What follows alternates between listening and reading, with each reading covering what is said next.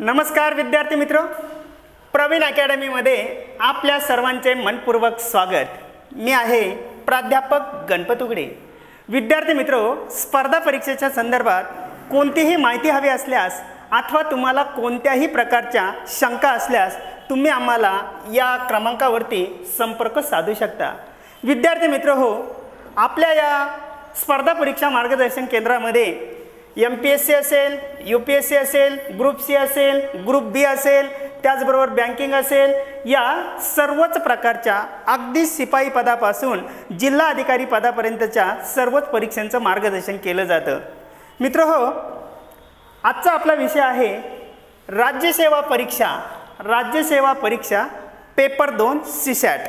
राज्यसेवा परीक्षा paper 2 CSAT।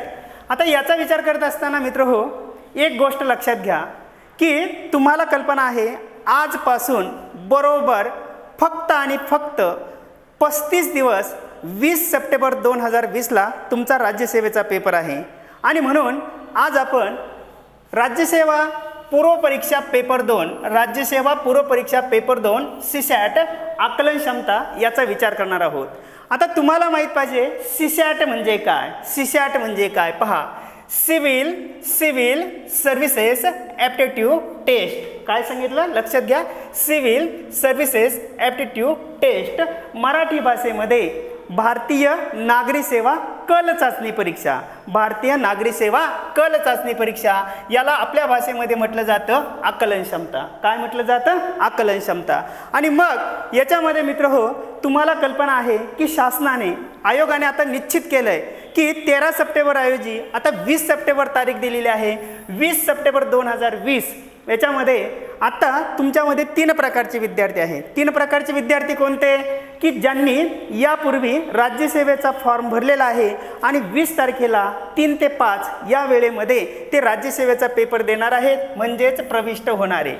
दुसरा जो काही तुमचा गट वगैरे आहे त्या गटामध्ये अनुभवी यापूर्वी परीक्षा दिलेले परंतु त्याच्यामध्ये त्यांना यश न मिळालेले, म्हणजे आता पुन्हा परीक्षेला बसलेले, म्हणजे त्यांना अनुभव आहे की CSAT पेपर नेमका कसा असतो, त्याच्यामध्ये नेमकं काय करावं लागतं, आणि म्हणून अनुभवी यापूर्वी पेपर दिलेले। आणि तिसरा जो गट आहे की ठीक आहे, राज्यसेवेच्या परीक्षा दरवर्षी जाहिरात वगैरे निघते, त्याचबरोबर सत्ता संपत्ती पैसा आणि प्रतिष्ठा हक्काची भाकरी जर हवी असेल तर आपण काय करूया, इतर मुलांसारखी राज्यसेवेची परीक्षा देऊया, आणि म्हणून पुढील जाहिरातीची वाट पाहून परीक्षा देऊ इच्छिणारे असे किती विद्यार्थी आहेत? 3 प्रकारचे विद्यार्थी आहेत। आता मित्र हो, तुम्हाला मुद्दामून एक गोष्ट सांगतो की आता तुम्ही जर आजूबाजूला नजर टाकली तर एका बाजूला इमारतीची उंची वाढली, दुसऱ्या बाजूला मात्र माणसातील माणुसकी कमी झाली, रस्ते रुंद झालेत, दृष्टी मात्र अरुंद झाली, माहितीचे डोंगर साचलेत, नेमकेपणाचे झरे आटलेत, सुख सोयी पुष्कळ आहे, वेळ मात्र दुर्मिळ झाला, तुम्ही आम्ही बोलतो फार, प्रेम मात्र क्वचित असतं आणि तिरस्कार मात्र सहज असतो, आजूबाजूची हवा शुद्ध करण्यासाठी जीवाचा आटापिटा करतोय पण त्यात जीव गुदमरतोय, त्याचं काय? आणि म्हणून जीवाचं गुदमरणं बाजूला करण्यासाठी तुम्हा आम्हाला शाश्वत हक्काची आणि सन्मानाची भाकरी मिळवण्यासाठी मित्र सध्या स्पर्धा परीक्षेशिवाय दुसरा मार्ग नाही। या परीक्षेला लाखात विद्यार्थी बसतात, हजारामध्ये पास होतात, शेकडेवारीवरती इंटरव्ह्यूला जातात, बोटावर मोजण्या इतकं सिलेक्शन होतं, आणि म्हणून 1,00,001 बनण्यापेक्षा लाखात एक बनायचं असेल, काय तुम्हाला लाखात एक बनायचं असेल तर CSAT हा राज्यसेवा परीक्षा पास होण्याची मित्र हो गुरुकिल्ली आहे। आता या गुरुकिल्लीचा विचार जर केला तर काय असतं पहा, ज्यावेळी तुम्ही प्रशासकीय अधिकारी म्हणून सेवेमध्ये काम पाहता ना, त्यावेळेस अनेक लोकांचे विविध प्रश्न तुम्हाला समजावून घ्यावे लागतात। त्याच्यामध्ये मित्र तुम्ही ज्या ऑफिसला काम करता, मग ते उपजिल्हा अधिकारी असेल किंवा तुम्ही नायब तहसीलदार असेल, एखादा महानगरपालिकेचा कार्यकारी अधिकारी वगैरे असेल, किंवा कोणतीही एखादा कृषी अधिकारी असेल, कोणताही तुम्ही ऑफिसर वगैरे घ्या, तर तुम्हाला काय करावं लागतं? सगळ्यात पहिली गोष्ट म्हणजे कार्यालयीन जे काही कागदपत्र आहे त्या कार्यालयीन कागदपत्र ज्याला आपण दप्तर म्हणतो त्या दप्तराची योग्य पद्धतीने हाताळणी करावी लागते, कागदपत्रांचा अभ्यास करावा लागतो। त्याचबरोबर शासनाचे वेगवेगळ्या प्रकारचे GR वगैरे निघतात, त्याच्यामध्ये वेगवेगळ्या प्रकारची माहिती असते, वेगवेगळ्या प्रकारचे कलम आणि पोटकलम कायदे कानून वगैरे असतात, म्हणजे तुम्हाला पत्रव्यवहार करावा लागतो. त्याचबरोबर कायदे कानून, भारतीय जी काही राज्यघटना आहे प्रत्येक गोष्टीला काही नियम ठरलेले आहेत, त्या नियमांचा अभ्यास करावा लागतो. त्या चाकोरीमध्ये राहून तुम्हाला काय करावं लागतं की अल्प वेळेत अभ्यास करून योग्य ते निर्णय घ्यावे लागतात. म्हणजे कार्यालयीन कागदपत्र असतील, पत्रव्यवहार असेल, कायदे कानून असेल, याचा अल्प वेळेमध्ये अभ्यास करून योग्य निर्णय तुम्हाला घ्यावे लागतात. आणि मग योग्य निर्णय घ्यावे लागतात तर त्याच्यामध्ये ज्या वेळेस तुम्ही अधिकारी म्हणून काम पाहता तर दिवसाकाठी तुमच्याकडे शेकडो हजारो लोक येत असतात. मग काही सामाजिक क्षेत्रातील असतील, आर्थिक असेल, राजकीय, शैक्षणिक, सद्यस्थितीवरील प्रश्न अधिकारी कितपत समजावून घेतो व कितपत योग्य पद्धतीने ते सोडवतो. अधिकारी कितपत समजावून घेतो आणि कितपत तो सोडवतो, हा शब्द महत्त्वाचा आहे. कितपत समजून घेतो आणि सोडवतो यावर उत्तम प्रशासनाची संकल्पना अवलंबून असते. आणि मग उत्तम प्रशासन बनवण्यासाठी योग्य पद्धतीने केंद्र शासन असेल, त्याचबरोबर राज्य शासन असेल, पंचायत राज असेल, यांची योग्य पद्धतीने घडी बसवण्यासाठी मित्रहो या ठिकाणी तुम्हाला काय करायचं आहे की अधिकाऱ्याची जी काय आकलन क्षमता आहे ती आकलन क्षमता किती आहे, एखादी गोष्ट तो किती समजून घेतोय, त्यावर योग्य पद्धतीने कसा निर्णय घेतो, यासाठी अधिकाऱ्याकडे काय आकलन क्षमता असणे गरजेचे आहे. आणि ही बाब आयोगाच्या लक्षात आली.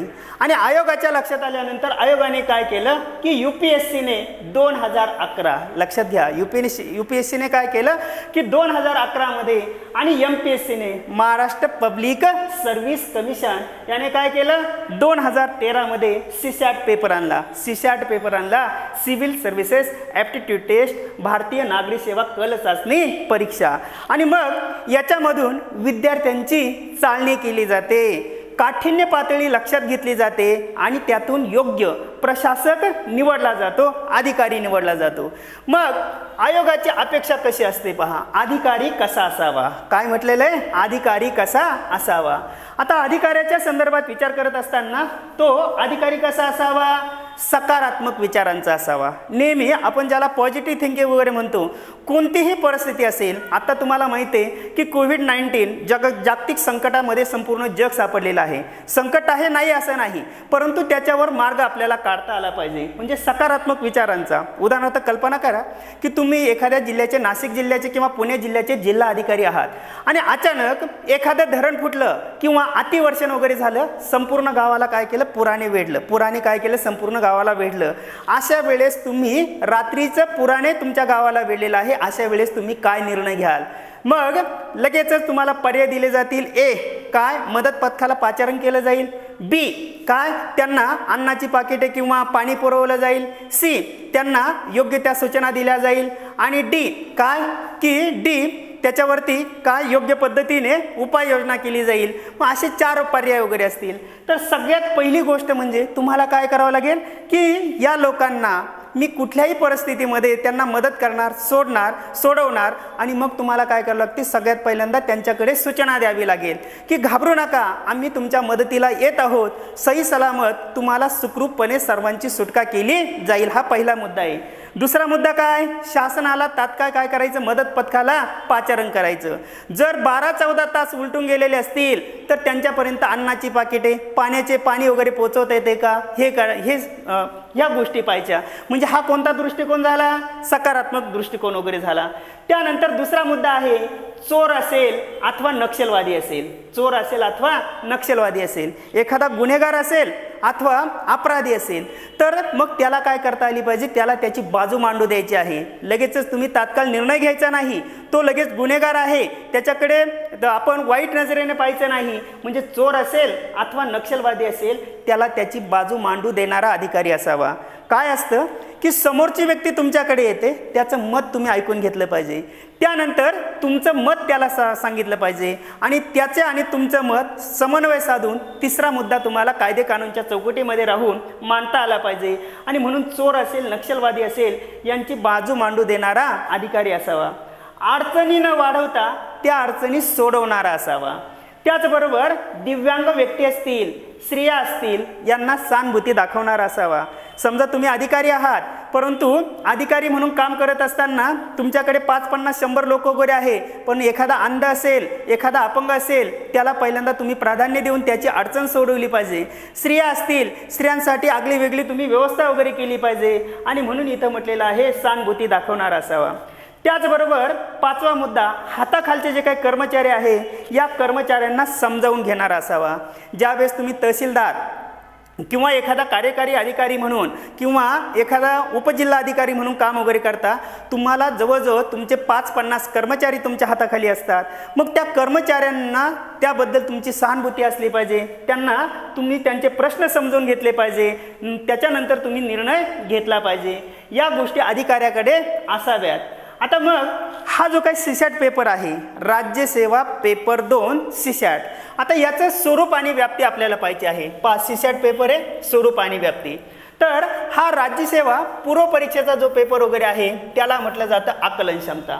आकलन क्षमता म्हणजे तरी काय, ती एखादी गोष्ट समजावून घेऊन त्यावर निर्णय घेण्याची जी क्षमता आहे त्या क्षमतेला आकलन क्षमता असे म्हणतात. लक्षात आलं काय सांगितलं?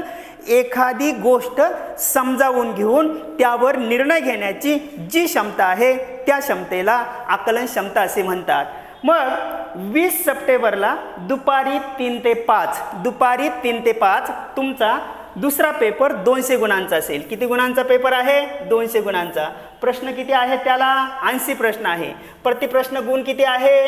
त्याला 2.5 गुण आहेत. किती गुण आहेत? 2.5 गुण आहेत. त्याचबरोबर प्रतिप्रश्न वेळ किती आहे? 90 सेकंद, म्हणजेच किती?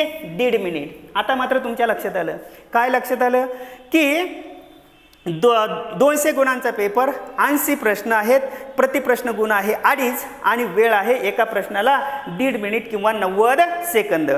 आता मित्र हो, तुम्हाला कल्पना आहे की 2013 पासून 2019 पर्यंत 2013 पासून 2019 पर्यंत आयोगाने जे काही पेपर वगैरे घेतले त्या पेपरमध्ये आजपर्यंत 76 उतारे विचारलेले आहेत. किती उतारे विचारले? 76 उतारे विचारलेले आहेत. आणि मग याचा विचार करत असताना 13 मध्ये 12 उतारे विचारले होते. किती? 12 उतारे विचारले होते. त्याचबरोबर 14 मध्ये 11, त्याच्यानंतर 15 मध्ये 10, 16 मध्ये 9 आणि त्याच्यानंतर 10ची पातळी 19 पर्यंत टिकून आहे. मग कमीत कमी तुम्हाला कल्पना पाहिजे की 56 पानांचा पेपर असतो. किती पानांचा पेपर आहे? 56 पानांचा पेपर आहे. विद्यार्थी मित्र पाहून घ्या, ही आयोगाची प्रश्नपत्रिका आहे पेपर 2 आणि हा 56 पानांचा पेपर आहे. या 56 पानांच्या पेपरमध्ये मी एका पेपरचं विश्लेषण केलेलं आहे.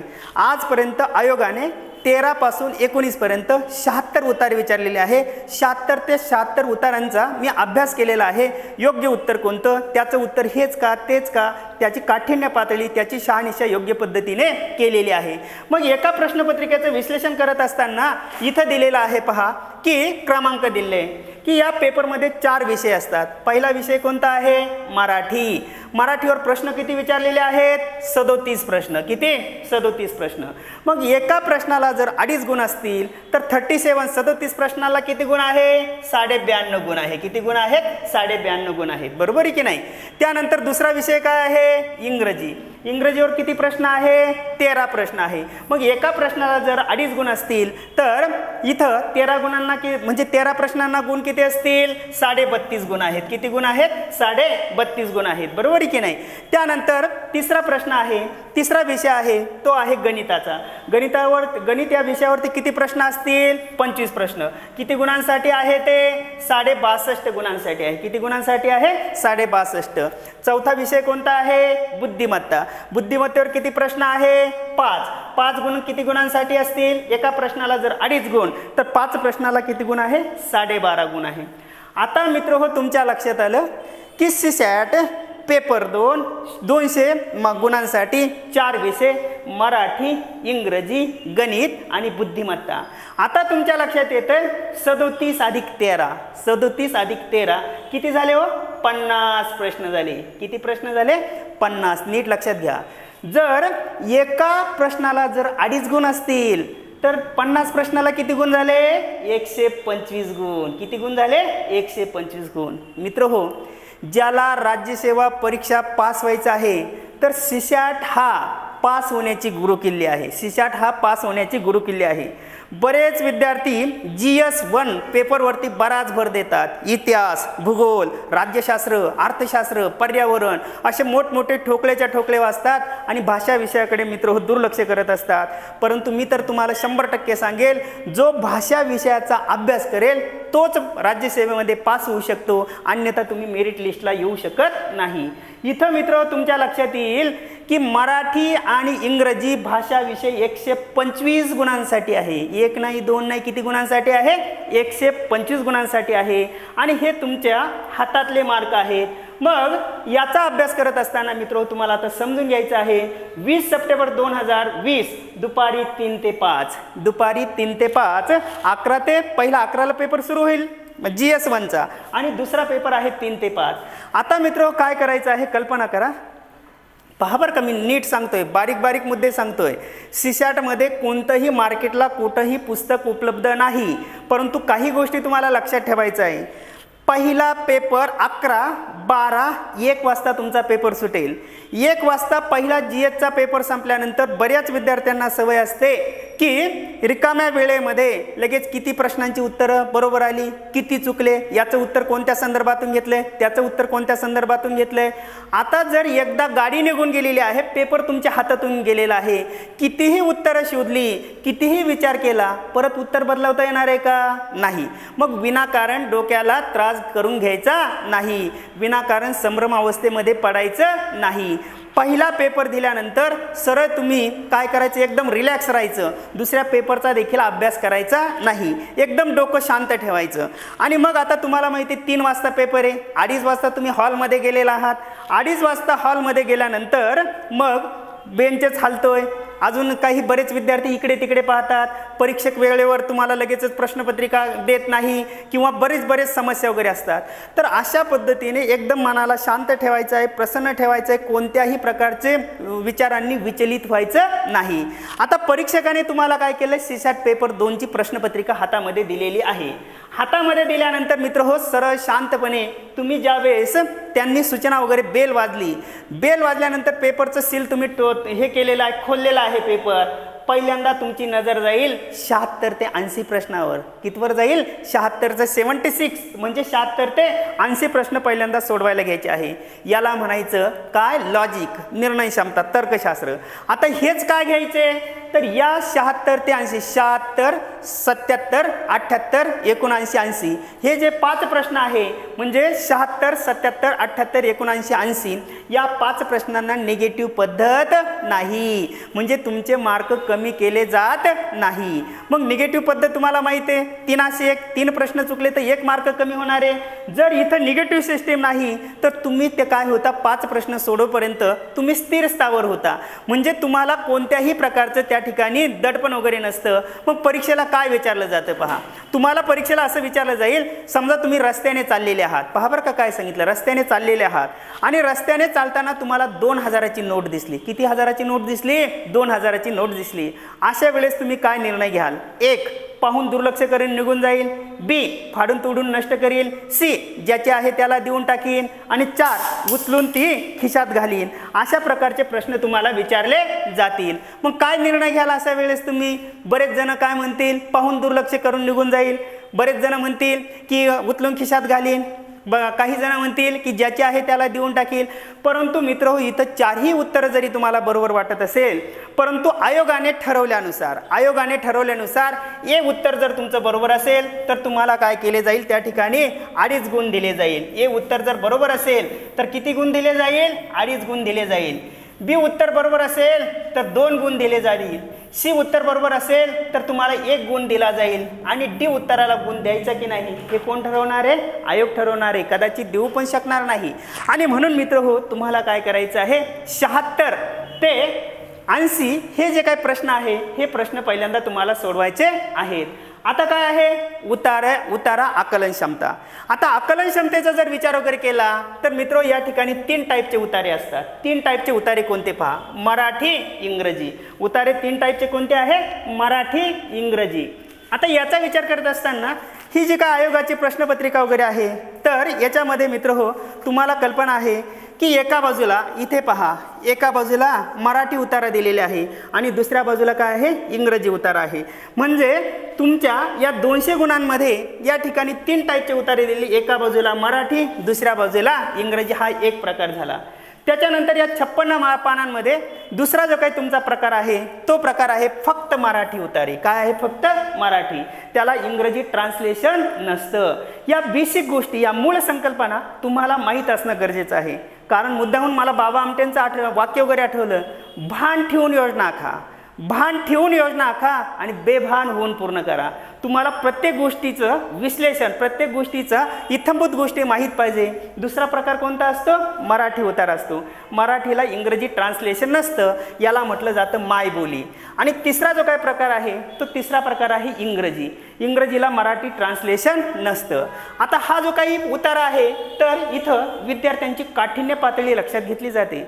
काठिण्य पातळीचा जर विचार वगैरे केला तर इथं काही उतारे असतात लहान उतारे, त्याची शब्द मर्यादा असते 150 ते 200 शब्द. दुसरा प्रकार असतो मध्यम उतारे 200 ते 300 शब्द. आणि तिसरा प्रकार असतो मोठे उतारे 300 ते 450 शब्द.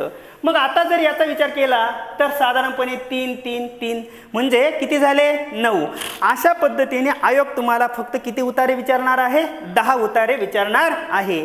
आता या 10 उतारांचा विचार करत असताना मी माझा अनुभव सांगतोय की गेल्या जवळजवळ 32 वर्षापासून मी मराठी विषय शिकवत आहे. MPSCला UPSCला मी 10 ते 12 वर्षापासून शिकवत आहे. मी माझा अनुभव सांगतोय तुम्हाला. विद्यार्थ्यांची काठिण्य पातळी लक्षात घेऊन, विद्यार्थ्यांची काठिण्य पातळी लक्षात घेऊन उतारे दिले जातात. एक उतारा मायबोलीवरती 100% मराठीचा असेलच. दुसरा उतारा असेल इंग्रजी, त्याच्यामध्ये एखादी गाजलेली साहित्यिक व्यक्ती वगैरे असते, त्याचं एखादं आत्मचरित्र वगैरे असेल. दुसरा उतारा हा विज्ञानावरती असतोच. तिसरा उतारा असेल पर्यावरण, त्याच्यानंतर तंत्रज्ञानावर, त्यानंतर जागतिक सामाजिक समस्या. हा 6वा उतारा काय आहे, तंत्रज्ञानावर, राजकारण, अर्थशास्त्र, शिक्षण, धर्म व कला आणि स्त्रीवादी लोक चळवळ. पाहून घ्या, नीट लक्षात घ्या. मराठीवर एक उतारा असेल, दुसरा इंग्रजीवरती, तिसरा विज्ञानावरती असतोच, चौथा असतो पर्यावरण, 5वा जागतिक सामाजिक समस्या, तंत्रज्ञान, राजकारण, अर्थशास्त्र, शिक्षण, धर्म व कला, स्त्रीवादी लोक चळवळ. अशा पद्धतीचे 10 उतारे 10 विषयांवरती तुम्हाला दिले जातील. शक्यतो ते विचारप्रधान असतील. कसे असतील, विचारप्रधान. आत्तापर्यंत तुम्ही 10वीला 12वीला पेपर सोडवलेले आहे, त्याच्यामध्ये 2 टाईप असतात, एक सीन आणि दुसरा कोणता असतो, अनसीन. सीन म्हणजे काय, यापूर्वी तुम्ही कधीतरी कुठंतरी वाचलेले, कुठंतरी त्याची चर्चा वगैरे झाली, परंतु राज्यसेवेला तुम्हाला सर्व अनसीन पॅसेज विचारले जाईल. आजपर्यंत 76 मध्ये जे काही उतारे विचारलेले कधीही रिपिटेशन होणार नाही. सध्या मित्र तुम्हाला माहीत आहे की जागतिक संकटामध्ये संपूर्ण देश वावरत आहे, त्याच्यातून बाहेर पडत आहे. अशा परिस्थितीमध्ये एखादा या महामारीवरती देखील एखादा उतारा येऊ शकतो. म्हणजे हे काय आहे, लोक चळवळ किंवा सध्याची जी काही ज्वलंत प्रश्न वगैरे आहे जगाचा, त्याच्यावरती देखील येऊ शकतो. मग अशा परिस्थितीमध्ये याचा जर विचार केला तर हा विचार करत असताना मित्र हो तुम्हाला माहीत पाहिजे की पुढे आता हे जे काही 10 टाईपचे उतारे आहे ना, याच्यात प्रत्येक उतारावरती 5 टाईपचे प्रश्न असतात. हेही लक्षात घ्या. किती टाईपचे प्रश्न असतात, 5 टाईपचे. बरेच विद्यार्थी म्हणतात सर सीसॅट शिकवा, सीसॅट शिकवा. सीसॅट हा शिकवण्याचा भाग नाही. वाचाल तर वाचाल, म्हणजे तुमचं कौशल्य त्याच्यामध्ये आहे. तुमचं जितकं वाचन असेल, जितकं तुमचं निरीक्षण असेल, समीक्षण असेल, परीक्षण असेल, तितके तुम्ही याच्यामध्ये सक्सेस होऊ शकता. प्रत्येक उतार्यावरती 10 उतारे आहेत. 10 उतार्यावरती 5 टाईपचे प्रश्न असतील. पहिला प्रश्न आहे माहितीवर आधारित. पहिला प्रश्न कशावर असतो, माहितीवर आधारित. एखादी गोष्ट, एखादा उतारा दिला जातो, त्याच्यात ठराविक विश्लेषण वगैरे असतं, माहिती दिलेली असते, त्या माहितीवरती आधारित असतो. दुसरा असतो संकल्पनेवर आधारित. कशावर आधारित असतो, संकल्पना. आता संकल्पना म्हणजे तरी काय, जगी सर्व सुखी असा कोण आहे, विचारी मना तू शोधून पाहे. लहानपण देगा देवा, मुंगी साखरेचा रवा, ऐरावत रत्न थोर, त्यासी अंकुशाचा मार. अशा प्रकारची एखादी संकल्पना दिली जाईल. उतार्यामध्ये संकल्पना असते, उतार्याला अनुसरून त्या संकल्पनेवरती. त्यानंतर असतं विश्लेषणावरती आधारित. एखादी संकल्पना मांडली जाते, त्याच्यामध्ये एक ठराविक विज्ञानाचा उतारा वगैरे आहे, त्याच्यामध्ये नेमकं काय सांगितलेलं आहे त्याच्यावर आधारित. त्यानंतर दुसरा असतो चौथा प्रश्न तर्कसंगतीवर आणि पाचवा प्रश्न असतो शीर्षकावर आधारित उतार्याला योग्य शीर्षक द्या. पहा, माहितीवर आधारित प्रश्न, संकल्पनेवर आधारित, विश्लेषणावर आधारित, तर्कसंगतीवर आधारित आणि पाचवा असतो शीर्षकावर आधारित. आता मित्र हो, या ठिकाणी 5 प्रश्न असतील, पण 5ही प्रश्नांची उत्तरं तुम्हाला बरोबर आलीच पाहिजे अशी आयोगाची अपेक्षा नाही. किंबहुना 5च्या 5 उत्तरं तुमची बरोबरच येतील असं पण नाही. तर त्याच्यासाठी मित्र हो, तुम्हाला काय करायचं आहे, तुम्हाला ह्या तुमच्या क्षमता वाढवणं गरजेचं आहे. क्षमतेमध्ये एक आहे वाचन क्षमता. काय आहे? वाचन क्षमता. आता वाचन क्षमता म्हणजे तरी काय, तर संबंधित जो काही अधिकारी होऊ इच्छिणारा विद्यार्थी वगैरे आहे त्याला तो उतारा वाचू शकतो का, तो उतारा वाचू शकतो का. आता बऱ्याच विद्यार्थ्यांच्या मनामध्ये प्रश्न आहे, सर आम्ही महाराष्ट्राच्या मातीमध्ये जन्माला आलो, लहानचं मोठे झालो, मराठी ही आमची मातृभाषा आहे, परंतु मित्र हो तुम्हाला लक्षात येत असेल की UP-मधले, बिहारमधले, गुजरातमधले, कर्नाटक, तामिळनाडू हे देखील विद्यार्थी कुठे परीक्षा देतात, महाराष्ट्रामध्ये परीक्षा देतात. त्यांची मातृभाषा आहे का, नाही. बरेच जिल्हा अधिकारी तुम्ही पाहत असाल, एखादा कृषी अधिकारी त्याचे असे झालं आणि त्याचे तसे झालं, त्याला मराठी पण नीट बोलता येत नाही, असेही विद्यार्थी पेपर देणारे असतात. आणि म्हणून वाचन क्षमता, विद्यार्थी योग्य पद्धतीने उतारा वाचू शकतो का हे त्यांना अभ्यासायचं असतं. दुसरा ग्रहण क्षमता, उतारा वाचलाय तुम्ही परंतु उतार्यातील आशय तुमच्या लक्षात येतो का, नेमकं त्या ठिकाणी लेखकाला नेमकं काय सांगायचं आहे हे तुमच्या लक्षात येतं का, हा दुसरा मुद्दा. ग्रहण म्हणजे तुम्ही वाचलेलं कितपत समजून घेता. एखादी व्यक्ती असेल तुम्हाला प्रश्न मांडते, त्याच्या बोलीभाषेमध्ये मांडते, परंतु ते तुम्हाला कितपत समजून घेता येतं याला काय म्हटलं जातं, ग्रहण क्षमता. आणि तिसरी आहे शोधन क्षमता. काय? शोधन क्षमता. शोधन क्षमता म्हणजे तुमच्याकडे ढिगभर प्रश्न वगैरे आहेत परंतु सध्या तातडीची गरज म्हणून कोणती निकड आहे, कोणती गरज आहे, म्हणजे इथं तुम्हाला शोधन क्षमतेमध्ये समर्पक दाखले, त्याचबरोबर योग्य संदर्भ, त्याचा अर्थ तुम्हाला काय करता आला पाहिजे, शोधता आला पाहिजे.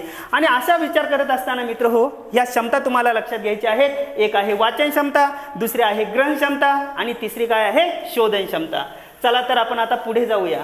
पुढे जात असताना मित्र हो, इथं लक्षात घ्या, पास होण्यासाठी तुम्हाला 4 गोष्टी लक्षात घ्यायच्या आहेत. काय सांगितलं नीट लक्षात घ्या. जर तुम्हाला राज्यसेवा परीक्षा पास व्हायची असेल तर 4 गोष्टी तुम्हाला लक्षात घ्याव्या लागतील. एक आहे वेळेचे नियोजन. काय? वेळेचं नियोजन. तुमच्याकडे मोजून 2 तास आहेत. आता त्याच्यामध्ये तुम्हाला एका प्रश्नाला गुण वेळ किती आहे, 1.30 म्हणजे 1.5 मिनिट आहे, म्हणजे किती सेकंद आहे, 90 सेकंद आहे. जर एक उतारा वाचायला तुम्ही जर 10 मिनिट किंवा 15 मिनिट घातले तर तुमचं उतार्याचं वाचून प्रश्न उत्तरांचं योग्य पद्धतीने निवड होणार नाही. म्हणजेच तुम्हाला एक उतारा कमीत कमी 8 मिनिटामध्ये किंवा 10 मिनिटामध्ये सोडवायचं आहे. हे पहिल्यापासून तुमच्या डोक्यात पाहिजे. याला काय म्हटलं जातं, वेळेचं नियोजन. त्याचबरोबर दुसरं काय आहे, वाचनाचा वेग. वाचनाचा वेग.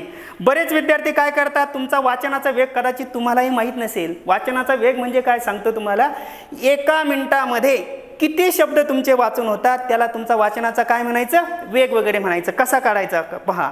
तर विद्यार्थी काय करतात, वाचनाचा वेग त्यांचा कमी का होतो, तर विद्यार्थी असे पुटपुटत वाचत असतात. पुटपुटत म्हणजे कसं, असं पुटपुटत वाचत असतात. पुटपुटत वाचायचं नाही. काही विद्यार्थी काय करतात, बोटं ठेवून वाचत असतात. कसं बोटं ठेवून वाचत असतात पहा. ओळखलं का सर मला, पावसात आला कुणी, कपडे होते करदमलेले, केसावरती पाणी, क्षणभर बसल्यानंतर हसला बोलल्यावरती पाहून, असं बोटं ठेवून वाचायचं नाही.